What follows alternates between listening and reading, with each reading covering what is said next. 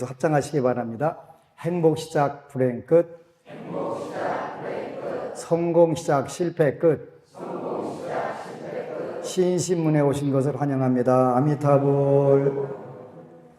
오늘은 절을 찾을 때 몸가짐 같이 공부하도록 하겠습니다. 몸가짐의 정리 그랬네요. 절에 오는 법부님들은 첫 번째 나를 낮추는 자세와 행동 이렇게 표현했어요.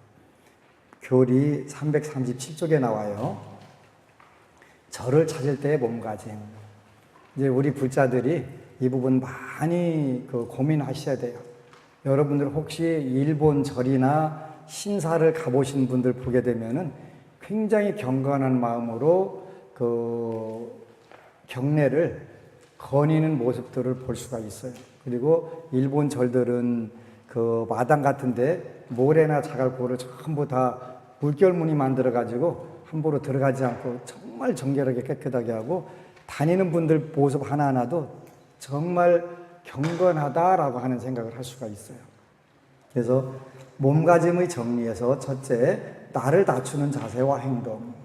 절을 찾을 때는 항상 단정한 옷차림으로 몸을 깨끗이 한다.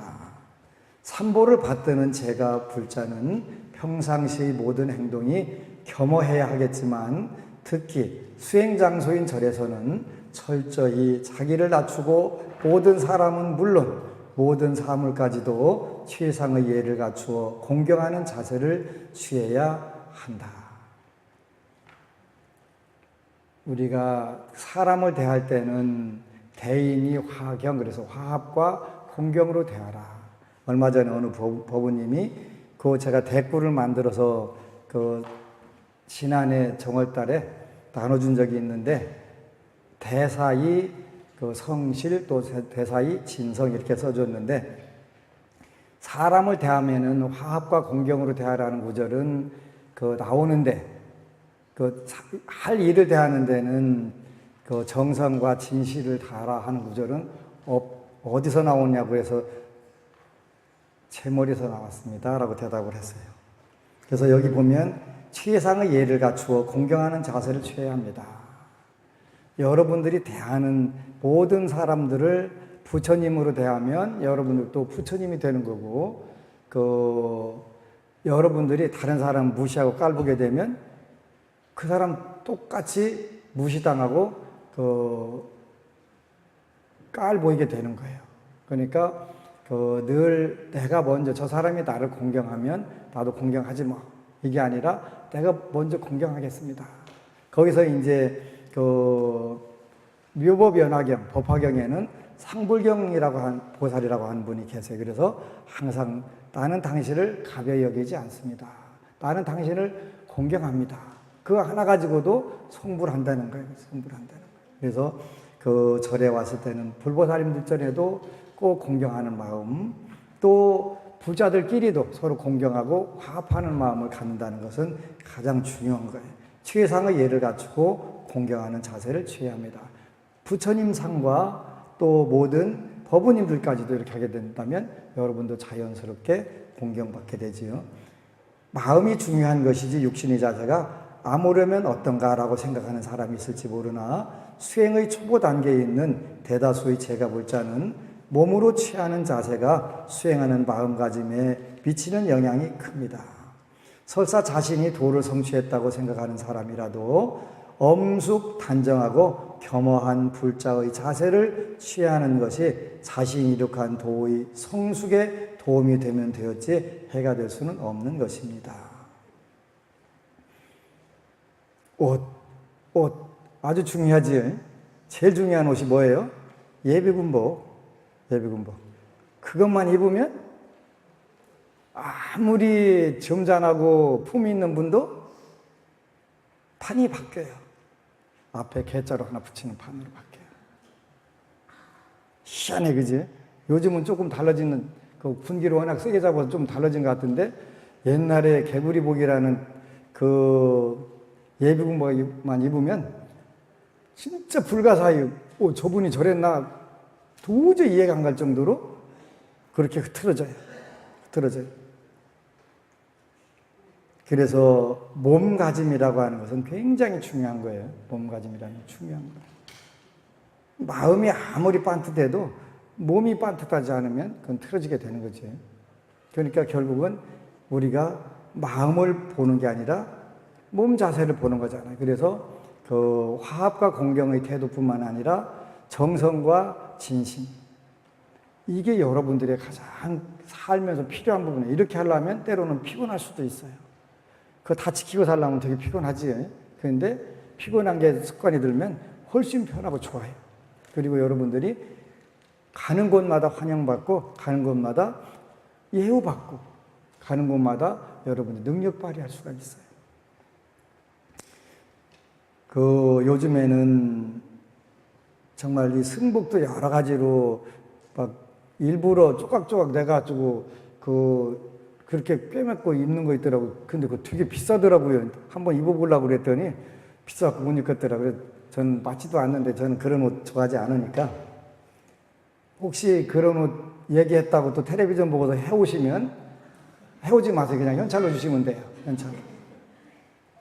우리는 육신을 옷에 비유하고 있는데 육신을 감싸는 의복을 바르게 입어야 하듯이 진실 생명인 나를 감싸고 있는 육신을 바르게 해야만 올바른 도를 이룰 수가 있다. 몸 자세 굉장히 중요한 거, 그러지? 공자님도 그랬어요. 신체 발보는 수지부모요. 불감회상이 공자님이 강조하신 거지. 효지시하다 그런다는 말. 신체 발보. 우리 몸뚱아리는 부모로 받은 소중한 굉장히 중요한 재산이에요. 불감회상이 효지시하라. 함부로 훼손하지 않는 것이 효의 시작이다. 오늘날 우리가 가치가 전도가 돼서 효라든지 충이라든지 이런 거를 아주 소홀하게 하는데, 달라이라마가 한국인을 위한 글을 하나 쓰셨는데, 한국은 워낙 빨리 돌아가는 사회가 돼서 무상이든 고든 느낄 새가 없다, 그 표현을 하셨더라고요. 맞기는 맞는 것 같아요. 근데 우리가 진짜 중요한 가치는 변하지 않는 것인데, 우리는 현재 그런 가치를 다 상실하다 보니까 부모 자녀 간에 재물을 놓고서 재판을 하고, 뭐 형제 간에 하는 건 당연하고, 이게 잘못된 거야. 잘못된 건데도 그 잘못된 걸 누구도 지적을 못 해요. 왜냐하면 교육 자체가 잘못되어 있기 때문에 당부가 정말 오랜 기간 동안에 우리는 그 괴로움을 느끼게 돼야 돼요. 정말 안타까운 부분들이지. 그래서 화합과 공경, 정성과 진실, 그거를 다 할 수 있는 불자 되는 것이 처음에는 쉽지 않지만 그게 굉장히 좋은 거예요. 지난 시간에 이어서 비상, 날아오르다, 이런 글을 쓰셨네요. 거룩하신 삼복계 지성교회 하옵니다. 거룩하신 말씀으로 모두의 평안과 건성을 축복하며 부처님의 지혜와 자비의 광명을 전합니다. 지장보살 본원경 13품 10절, 세존이시여 염려하지 마시옵소서. 미래세의 선남자, 선여인이 불법에 대한 한 생각의 공경심만 내어도 제가 백천방편으로 이 사람을 제도하여 생사 가운데에서 속히 해탈을 얻게 하겠습니다. 하물며 모든 착한 일을 듣고 생각에 닦아 나가는 자는 자연히 위에 없는 최상의 도에서 길이 물러서지 않게 하겠습니다. 불법에 대한, 부처님 법에 대한 한 생각의 공경심만 내어도 제가 백천방편으로 이 사람을 제도하여 생사 가운데에서 속히 해탈을 얻게 하겠습니다. 하물며 모든 착한 일을 듣고 생각에 닦아 나가는 자는 자연히 위 없는 최상의 도에서 길이 물러서지 않게 하겠습니다. 닦아 나간다 하는 것은 수행이라고 하는 뜻인데, 수행이라고 하는 것은 변화시킨다라고 하는 의미라고 그랬지, 변화시켜 나가는 거란 말이에요. 여러분들이 괴로움을 즐거움으로 변화시켜 나가고, 그냥 안 돼요. 그러니까 어떻게 돼요? 노력이 필요한 거예요, 노력이. 악함을 선함으로 바꿔나가는 것도 노력이 필요한 것이고, 어리석음을 지혜롭게 바꾸는 것도 노력이 필요한 거예요. 그냥 주어지지 않아요. 오늘은 어제에 이어서 그 불자의 가정에 일어난 두 번째 기적에 대해서 이야기 나누겠습니다. 기적이라고 표현을 했네요. 그죠? 2015년 12월 말쯤으로 기억합니다. 그 불자가 제게 묻더군요. 둘째 아이는 어느 정도 자리를 잡아가고 있는데 큰 아이가 더 깊은 수렁으로 빠지지 않도록 온갖 방법을 동원해서 시도해도 작심삼일을 채 넘기지 못하고 또다시 제자리로 돌아가는데 어떻게 하면 좋겠냐고 묻습니다. 저는 그 불자에게 아들이 지장경을 읽을 수 있도록 이끌어주면 좋겠다고 말해주고 일독에 10,000원을 걸고 시켜보라고 권했습니다. 여기서부터 여러분들이 지혜로운 미끼가 필요한 거예요. 그죠? 저는 그 불자에게 아들이 지장경을 읽을 수 있도록 이끌어주면 좋겠다고 말하고 일독에 10,000원을 걸고 시켜보라고 권했습니다. 10,000원이 약발이 안 되면 어떻게 하면 돼요? 조금 인상하면 돼요. 인상하세요. 왜냐하면 카페에 서울 모 법원님께서 지혜를 발휘해 자녀들께 지장경을 접할 수 있도록 유도하여 좋은 성과를 보았다는 기발한 소식을 들었기 때문입니다. 그 불자가 제게 다시 물었습니다. 어른들이 읽어도 이해하기 어려운 경전을 과연 아이가 읽는다고 효과가 있겠느냐고 제게 물었습니다. 누구나 경험하지 않고는 두려움과 의심을 합니다. 저는 이렇게 대답해 주었습니다. 그것은 씨앗을 뿌리는 것이지 당장 무엇을 얻으려는 것이 아닙니다. 그 씨앗은 반드시 발화에 필요한 환경과 만나는 날에 싹이 나게 될 것이니 멀리 보고 언젠간 싹이 난다는 믿음으로 씨앗을 파종할 것을 권했습니다. 그 불자는 2016년 1월 1일부터 21일간 일독에 10,000원과 1일 10,000원의 보시금을 올리며 아들과 함께 정성껏 씨앗을 파종하기 시작합니다. 그렇게 20일이 지나고 그 불자와 만나서 그동안 있었던 일들을 듣게 됩니다. 아이가 일어나길 무척 힘들어 했지만 알람을 잘 맞추고 21일간 잘 일어났으며 그 불자는 30분 먼저 일어나 몸을 정갈하게 하고 아이가 일어나는 것을 도왔다고 합니다. 아이는 독경이 끝나면 곧바로 방에 들어가서 자꾸 누우려고만 했기에 그 불자는 아이의 기도가 끝나는 시간에 맞춰서 기도를 마치고 아이와 차를 마시며 잠을 쫓은 후 함께 강변을 따라 아침 조깅을 했다고 합니다. 정성이 있어야 되죠. 정성과 진실이면 모두 다 통하는 거예요.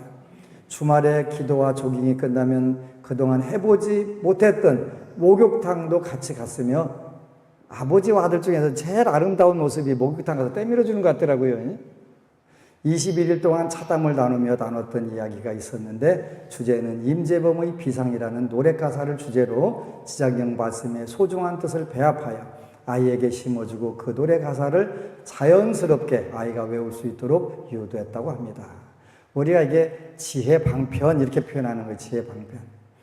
아이는 전과는 다르게 생기가 돌아오고 있었으나 개학을 기점으로 또다시 제자리로 돌아갔는데 그때 당시 그 불자가 너무 안타깝고 아깝고 한심해서 아이를 붙잡고 이렇게 하소연했다고 합니다. 아빠는 아들이 또다시 그늘진 구석에 처박혀 있는 화분의 신사가 되는 것을 원치 않는다. 21일간 가능성을 보았듯이 양지에서 충분한 거름과 물을 먹고 자라기를 바란다고 얘기해 주었답니다. 그럼에도 불구하고 모든 것은 원위치로 돌아가고 있었으며 예전처럼 개임에서 절대 벗어나지 못했고 그것을 한심히 바라보는 엄마와 갈수록 트러블이 심해졌으며 하루도 조용할 날이 없이 엄하게 꾸짖고 나무라도 길어야 3일이면 또다시 병이 돋듯 핸드폰에 손에서 놓지 못하고 심지어 부모의 눈을 속이고 거짓말을 일삼는 아들이 불쌍하기도 밉기도 했다고 합니다. 어떻게 구해줄까? 저 늪에서 기도하며 시간이 흘러가던 중 올 3월에 이 불자는 해결의 실마리를 지장경 말씀 속에서 발견하게 됩니다. 엄마에게 대들고 소리치고 반항하며 선생님께 대들고 반항해서 받게 될 아이의 과보를 말씀에서 찾아보니 천재지변으로 죽거나 내생에 받고 나서 매맞고 무간지옥의 업보를 받게 됨을 발견하고 발등에 불이 떨어진 듯 어찌할까 어떻게 벗겨줄까 간절해집니다. 그 불자는 문제의 근원으로 돌아가 아이가 어른들께 존경심이 없음을 인지하고 말씀을 통해 아이가 암둔하고 업이 무거워서 존경심을 내지 못함을 알아차리고 어떻게 하면 존경심을 이끌어 올릴 수 있을까 고민하던 중 연부중생이 느끼는 업의 통증은 축복임을 발견하고 사품 29절의 지장보살님의 끝없는 사랑과 연민의 백천만억 자비방편론을 통해 그 답을 찾기 시작합니다. 첫째, 아들에게 목표와 꿈이 없다. 둘째, 노력으로 성취해본 경험이 없다. 셋째, 생활이 불규칙하다. 넷째, 음식 조절이 안 된다. 다섯째, 감각적 욕망이 너무 강하다. 여섯째, 밥을 너무 빨리 먹는다. 일곱째, 차가운 물을 급하게 많이 마신다. 여덟째, 자기 방에 들어가면 안 나온다. 아홉째, 몸에서 땀 냄새가 심해서 돼지라 불린다. 열째, 학교 공부는 손뗀지 오래고 책을 싫어했다. 그 불자가 가족회의를 소집하여 1차적으로 모두에게 평등한 규칙을 제시합니다. 자리 이타. 첫째, 설거지, 분리수거, 빨래 정리, 음식물 처리 등 가사일을 엄마의 전담해서 날마다 순환 책임제, 분담제로 바꿉니다. 여기서부터 여러분들이 응용할 수 있는 지혜, 물론 여러분들 자녀에는 별로 그렇게 말 안 듣는 분들이 없을 수도 있겠지만 그러더라도 일단은 가서 그렇게 분담제로 하세요. 좋은 말 할 때요. 하셔야 돼요. 앞으로 민주시민이 되려면 이렇게 해야 돼요. 둘째, 식사는 되도록 함께 하고 어른이 다 먹기 전까지 기다린다. 나중에 사회생활에도 반드시 도움된다고 유도했다고 합니다. 셋째, TV 시청을 자제하고 저녁 시간에는 자기가 읽고 싶은 책을 도서관에서 미리 빌려서 읽는다. 둘째를 배려해 학교 공부도 가능하다. 극락을 만드는 방법이었어요. 넷째, 부모가 출근할 때 잘 다녀오세요 인사하고 자녀에게도 오늘 학교 잘 다녀오라고 인사하기. 여러분 다 이미 다 하고 계신 분들도 많이 있겠지만 아니면 여기 들어가서 요 보고서 그대로 100개다가 쓰세요. 다섯째, 10시에 취침해 들고 6시에 기상하기. 아들 빼고 나머지 가족들은 이미 지키고 있었음. 근데 요 따님은 이렇게 해도 전교 1등이에요. 그죠? 1등이라고 있지. 여섯째, 한 달에 한 번은 꼭 영화도 보고 밥도 먹자. 굉장히 낭만적인 것 같아요. 그죠? 이 6가지가 서서히 자리를 잡을수록 엄마는 무조건 좋고, 둘째도 좋고, 아빠도 좋고, 아들도 좋아졌으며 여러 가지 가능성을 발견하는 계기가 되었다고 합니다. 가화, 만사성. 그지? 그 가능성을 본 불자는 아들에게 어떻게 하면 목표인 꿈, 바람인 희망, 하고자 하는 의욕과 용기를 내도록 해줄 수 있을까 고민하던 중 의외로 쉽게 방법을 찾습니다. 아들에게는 꿈도 희망도 없었습니다. 목표는 어차피 남자는 군대를 간다. 현재 공부에 관심은 없고 이왕 군대 갈 거면 부사관으로 가서 자립심도 기르고 하고 싶고 적성에 맞는 분야를 틈틈이 공부한다면 지금까지의 방향을 한 방에 추월할 수 있고 친구들보다 더 앞서갈 수 있는데 아들 생각이 어떤지 물어보니 오케이 했다고 합니다. 참고로 부사관은 일과 후에는 영해 거주를 합니다. 낚싯밥으로 제대로 부른 것이지요. 낚싯밥 좋은 거라니까요. 그 다음부터는 아들 다루기가 수월했습니다. 부사관 가려면 무엇을 준비해야 하는지 학교의 진로상담 선생님께 여쭈어보고 아빠도 알아볼 테니 너도 인터넷 검색해서 뽑아보라고 권합니다. 체력 측정과 필기시험을 통과하면 그 불자는 이미 알고 있었기에 아들이 자료만 뽑아오면 규칙과 목표가 있는 아이로 완전히 올가맬 자신이 있었습니다. 드디어 아들의 입에서 시험 과목에 대한 자료가 흘러나오고 자신감 없어하는 아들에게 그 불자는 어차피 한 번은 병사로 군대에 가든지 간부로 가든지 반드시 가야 하는데 부사관 갈 거지? 라고 물었습니다. 아들이 어떻게 준비해야 하냐고 묻길래 일단 체중을 줄이는데 초점을 맞추자고 제안을 하고 새로운 계획을 잡습니다. 아들이 자신감이 생기고 존경심이 생기는 계기. 첫째, 규칙적인 생활을 한다. 취침 시간 10시, 기상 시간 6시.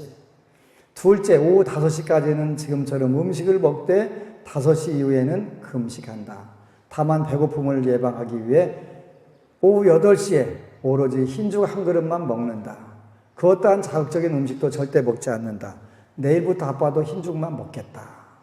셋째, 저녁에 잠들기 전에 자기 방은 매일 빼먹지 말고 스스로 닦은 후 취침 준비를 하고 아침에 기상하면 침구를 정리하고 부담 없이 산책과 조깅을 즐긴다.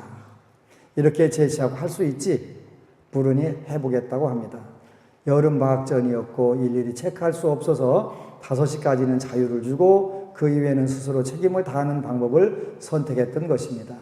3, 4일 동안은 오히려 거꾸로 가는 듯 몸무게의 변동이 없었으나 드디어 노력의 결실이 모두의 눈과 자기 눈으로 직접 하게 됩니다. 93kg였던 몸무게가 드디어 88kg으로 줄었고 몸무게가 줄어든 만큼 자신감과 아빠에 대한 존경심과 믿음이 자리 잡기 시작합니다. 하면 된다. 하니까 되네. 아주 단순하지만 배고픔을 참아내고 오랜 습관에 젖었던 피곤한 몸을 일으켜 아침 찬 공기를 가르며 스스로 만들어낸 결과물이니 아이도 무척 기뻤다고 합니다. 그것 봐, 하면 되지. 로 아낌없이 용기를 줍니다. 2편 계속 이어가겠습니다. 그 시점에 예전에 심어놓았던 지장경 독경 기도의 씨앗이 파가 되는 시점이라 깨닫고 크게 감동합니다. 그 이후에도 여러 번 고비가 있었고 게으름도 있었으나 그 한 번의 피땀 어린 노력과 경험이 이미 무한한 가능성을 싹 틔워놓았기에 포기하지 말고 해봐 하는 대로 되는 거야. 이 말이 거짓이면 이 지구는 그대로 멈추게 될 거야. 아빠가 공부한 가장 좋은 것을 너에게 주고 있으니 해봐. 무조건 돼. 그렇게 다독여주며 78kg까지 이끌어 주었습니다. 처음 몸무게가 얼마였을까요? 93, 92, 91, 93kg였습니다. 그 몸무게에서 한동안 큰 변화를 보이지 않았습니다. 아이도 치료해하는 모습이고 몸무게는 다시 뒷걸음을 치기에 크게 혼쭐을 냅니다. 저도 마음은 그게 아닌데 눈시울을 붉히며 남자가 시작했으면 어떻게든 해야지 늘 하던 대로만 수동적으로 하면 무슨 변화가 있냐고 야단을 쳤답니다. 아이는 서러움에 북받쳐 폭풍 눈물을 흘렸고 다시 다독여서 링 위로 올려보내며 얘기합니다. 지금부터가 진짜 싸움이야. 이 고비를 넘기면 너는 모든 걸 다 할 수 있어. 죽을 각오로 해봐. 아들이 저녁 운동까지 추가해서 줄넘기를 3,000개씩 하는 줄을 그 불자는 나중에 알게 되고 그 노력으로 아이의 몸무게는 73kg까지 진입을 합니다. 더 이상 엄마의 입에서 돼지라는 비하성 호칭이 나오지 않고 자연스럽게 아이돌이라고 부르기 시작합니다. 아들은 지금껏 교복을 2번이나 줄였고 전에 입었던 자신의 옷을 꺼내서 보여주며 자신이 그랬는지 믿기지 않는 표정을 짓는다고 합니다. 현재 이 아들은 몸무게 어제 기준으로 68kg을 찍었다고 합니다. 아들은 완전히 바뀌었습니다. 예전에 까맣던 안색이 빛나는 혈색으로 돌아왔고 무엇보다 이거 준비하면 부사관 시험에 도움된다 해봐라 하면 즉시 도서관에 가서 책을 빌려옵니다. 그래서 그 불자는 눈물이 많이 난답니다. 아들이 지옥에서 울고 있어요. 지장보살께서 지옥에서 울고 계셔요. 아들이 내뱉는 소리가 지장보살님이 저를 향해 아비의 죄업을 멸해주마, 살려주마 하시는 법문이 들리기까지 그 세월이 길었습니다. 왜 그때는 못된 짓으로만 보였고 자식 살려달라는 소리로만 들렸을까요? 한 명호나 한 개송을 쉽게 생각하지 마세요. 심어 놓으면 반드시 싹이 납니다. 그러니 강요 말고 씨를 뿌리세요. 때가 되면 반드시 인연 맺게 되니 시장경을 읽히세요. 읽어주세요. 우리의 보시도 그와 똑같은 것이기에 즐거움을 기쁘게 뿌리는 것입니다. 너는 내 업장 털어내려 찾아오신 지장보살. 내가 널 제도하는 것이 곧 스스로의 업을 터는 길. 감수하자 기꺼이. 지금은 아들과 아버지의 인연이지만 천생은 아니지. 전생에 지은 빚을 이렇게 갚게 돼서 기쁘고 기쁘다. 이 업이 이곳에서 영원히 소멸되도록 도와주세요. 내가 지장보살을 만나지 않았다면 이것이 갚아야 할 빚인지 어떻게 알았을까? 환하게 비춰주실 때 감사한 마음으로 감수하며 분발해야 그 업이 다하고 새로운 행복, 생을 받게 된다. 그러니 한쪽으로는 부지런히 빚을 갚고 다른 한쪽으로는 부지런히 복을 지어야 합니다. 염불과 독경으로 알고도 짓고 모르고도 지은 업을 밝게 비춰서 그 업보를 감수와 노력으로 소멸하고 삼업의 엄중한 인과를 처절히 깨달아 청정한 복을 널리 뿌려야 합니다. 독경, 염불, 소수업, 삼업, 청정, 증복해. 이 가정의 현재 모습은 극락입니다. 그 누구도 노력하지 않는 사람이 없으며 저녁이면 책 읽는 소리로 향을 피운다고 합니다. 이 불자는 토요일이면 가족을 위해 저녁 준비를 하고 현재 1000선업을 목표로 발언하고 현재 700선을 향하여 정진 중이라고 합니다. 가족이 그리고 이웃이 울기 전에 미리미리 복을 지어야 하며 울기 시작하면 엄마 젖달라는 표현과 똑같아서 복력이 간당간당하다는 빨간 무림을 알아야 한다고 합니다. 평등한 원칙으로 널리 복을 지으세요. 사품 30절 지장보살님의 자비방편에 불사생을 시작하는 이유를 알면 20가지 자비방편이 이 불자처럼 생활로 다가올 것입니다. 그 깊은 뜻은 평등입니다. 생명 존중, 생명 평화의 과보를 부르는 인연은 평등이며 자비입니다. 프랑스 중산층의 삶이 이 가정의 목표라고 합니다. 시간 관계상 이렇게 줄입니다. 미흡한 부분은 미처 손보지 못했으니 넓은 마음으로 아량을 베풀어 주시기를 청합니다. 고맙습니다. 사랑합니다. 존경합니다. 감사합니다. 박수 쳐주세요.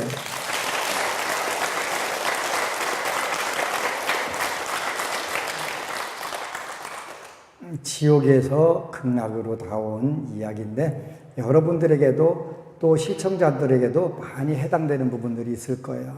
그러면 이 부분들을 조금만 지혜를 발휘하게 되면 지옥에서 극락으로 만들 수 있어요. 전생의 업을 우리가 계속 연장하려고 하지 말고 금생에 여러분들이 전부 차단하시면 돼요. 차단하고 물론 그냥 차단 안 돼요. 그러니까 여러분들이 염불, 독경, 그 다음에 삼업청정 이 두 가지가 요지예요. 절에 올 때는 나를 낮추는 자세와 행동이 필요하다고 나와 있어요. 두 손을 자연스럽게 그리고 공손히 마주 잡은 자세가 차수 자세이다.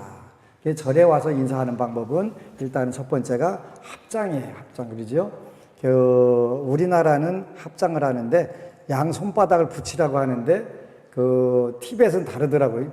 절대로 붙이면 안 되고 공간을 두어라 이렇게 했더라고요. 그래서 티벳 불교는 요렇게 해가지고 요렇게 해갖고 엄지손가락을 안으로 넣어가지고 그 안을 공으로 비워놔요. 저도 그게 맞다고 생각을 해요. 공으로 비우고 이렇게 할 때는 부처님을 여기다 모신다 하는 그런 형태로 되기 때문에 이렇게 모시는 게 아니라 이렇게 여기다 올리고 모시는 형태로. 그리고 늘 공이라고 하는 것은 정해진 게 없다 이런 뜻이에요. 그죠? 정해진 게 없기 때문에 바로 요 법부님이 지옥에서 극락을 만드는 것도 공이기 때문에 가능한 거예요.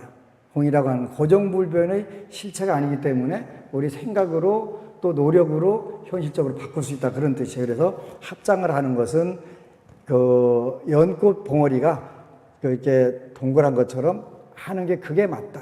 그게 맞다. 이게 착 들어붙이는 걸로 우리나라 하는데, 그리고 합장의 자세도 태국 같은 데 가면은 부처님과 국왕과 스님께는 이렇게 머리 위에다가 손을 대요. 합장을 해요. 그리고 자기보다 높은 사람에는 코에다 대고 같은 동료끼리는 턱 밑에 대요. 이게 그런데 우리나라는 배꼽 밑에다 대는 이렇게 해갖고 막 최대한 내리려고 하는데 이건 무시한다는 뜻이에요. 그래서 손은 가장 좋은 거는 여러분들이 할 때는 이 턱 밑까지 이렇게 오는 게 가장 이쁘게 합장이 돼요.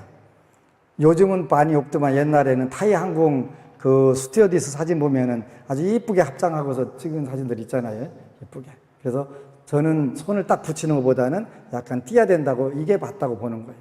그게 이제 그 절하는데 우리나라 옛날에는 이렇게 하고 이렇게 하고 이렇게 했어요. 근데 원래 절은 그게 맞는 것 같아요. 근데 그걸 전부 다 뺏겼어요. 어디로 뺏겼냐면 무속인들한테 뺏겼어요. 무속인들한테. 무속인들 지금도 이렇게 하잖아요. 그지? 네. 근데 그 티베트 스님들은 그렇게 않고 하나, 둘, 셋 그래갖고 그 몸과 입과 뜻 이렇게 하고 이렇게 하고 절하잖아요. 이렇게 투지하잖아요. 몸과 입과 뜻 이걸 다 청정하게 해주죠. 그래서 이제 하다 보니까 이렇게 하고서 쫙 절한단 말이에요. 뭐 그렇게 하라는 뜻은 아니에요. 근데 현재 우리가 하는 식은 거의 일본식이에요. 아니라고 주장하는 분들이 있는데 일본식은 이거를 이제 최대한 안 움직이는 거예요. 그리고 이분들은 탁 하고 탁 하고서 착 하고서 끝. 일본식 합장 인사 절이에요. 우리가 그거 지금 거의 따라서 하는 거예요. 뭐 이거 안 하는 거지. 여기다 붙이고서 여기서 깔딱깔딱 하는 게 원래 우리 절은 이렇게 갖고 이게 맞고 티벳은 이렇게 하는 게 맞고. 네. 왜 그러냐면 몸과 입과 뜻 정화하는 그런 의미가 돼 있었어요. 근데 지금은 전부 다 거의 일본식화 돼 있는데 그 일제 불교의 잔재라고 하는 부분들이 있는데 그 부분들이 많이 있어요.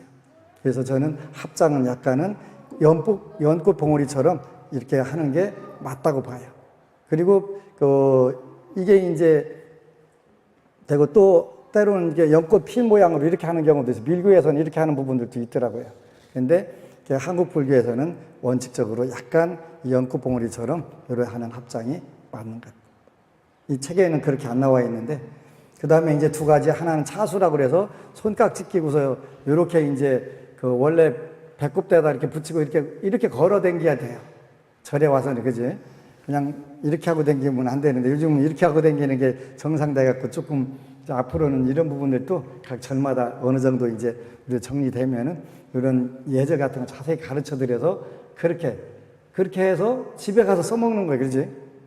태도가 공손하고 아름다우면 본인도 행복하게 되고 보는 분들도 행복하게 되고 그러지. 부처님 당시에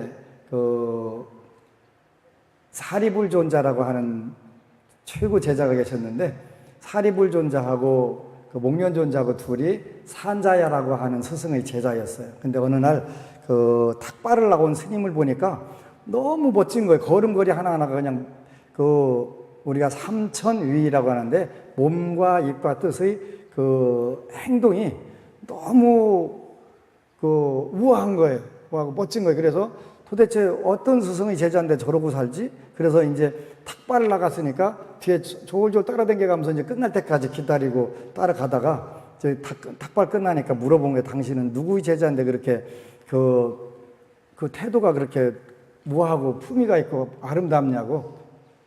그렇게 우리 스승은 석가모니라고 하는 분이다.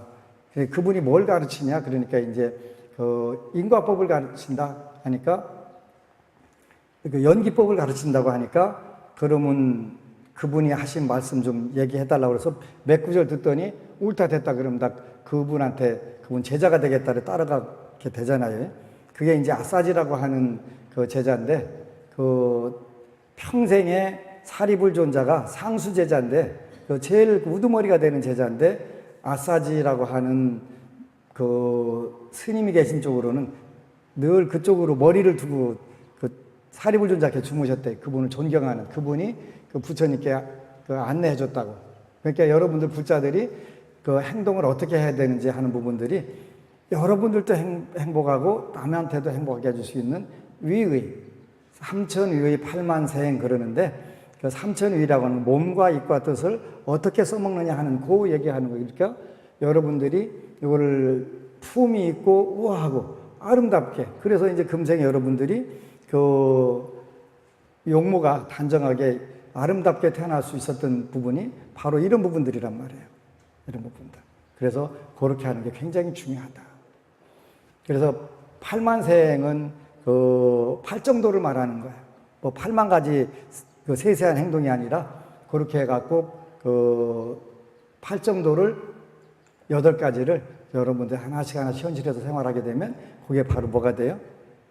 여러분들이 불자다운 불자가 되는 거예요. 합장은 손바닥을 마주 합하는 자세인데 그림같이 두 손바닥이 밀착할 빈틈이 없어야 한다. 이거는 잘못된 거예요. 잘못된 거. 그래서 약간 공간을 주는 게 제대로 된 합장이다. 합장은 불자의 기본 자세이기 때문에 이론적으로 따질 것이 없이 무조건 반사 운동으로 의하여 취하게 되는 자연스러운 자세가 된다. 합장은 생각과 마음을 집중하여 공경하고 예배한다는 뜻으로 손을 통해서 나의 마음을 모으고 나아가서 나와 남이 따로 없이 하나의 진리 위에 합쳐진 동일 생명이라는 무언의 선언이기도 하다.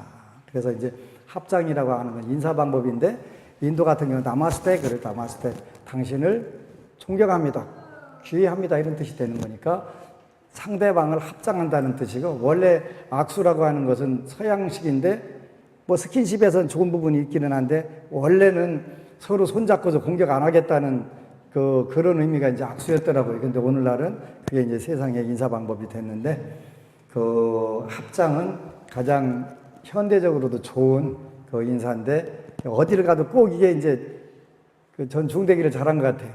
그 절에 처음에 다닐 때도 계속 누구만 보면 이게 손이 올라와가지고 이게 전생에 버릇듯이 나와서 그런가 봐요. 근데 정말 가장 공경하고 아름다운 모습이 합장하는 인사 방법이다.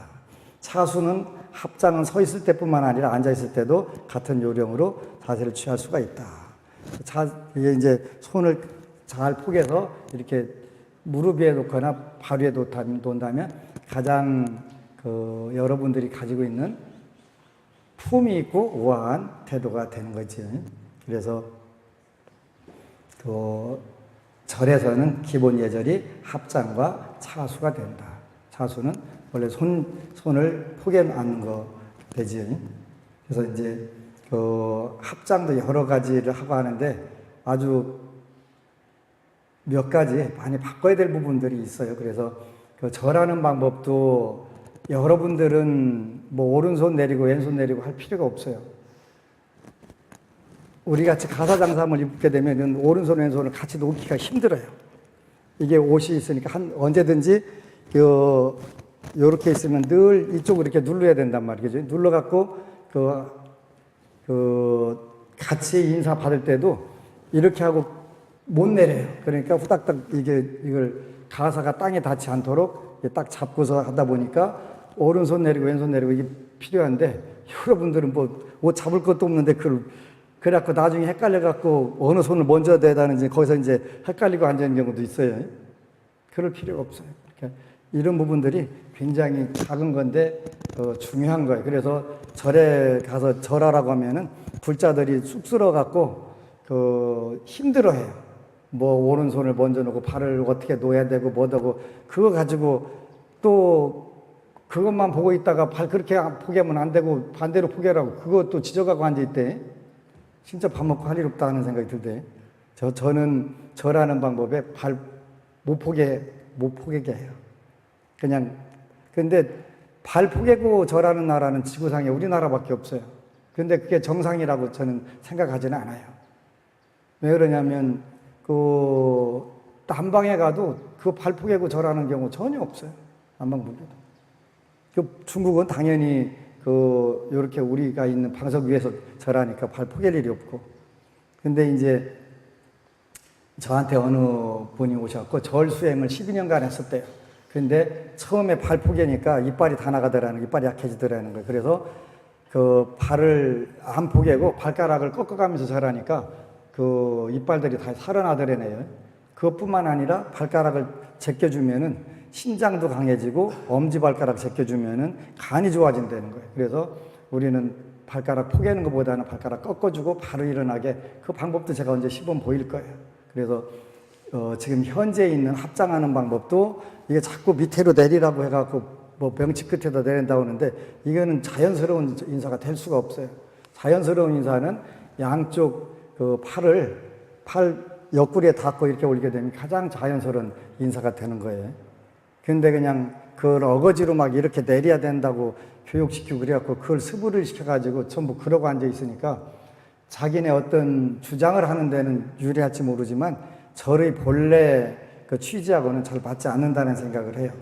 이 부분들은 다른 자료들을 좀 옮겼었더니 우리하고 안 맞는 부분들이 있는데 그런 부분들하고 이제 앉는 자세라든가 이런 부분 차수하는 자세 가능하면 그 절에 가보면 막 스님들도 그냥 팔자걸음하고 가사장님 휘날려가면서 막 양쪽으로 흔들어가면서 생기는 경우가 있는데 굉장히 보기가 불편하지.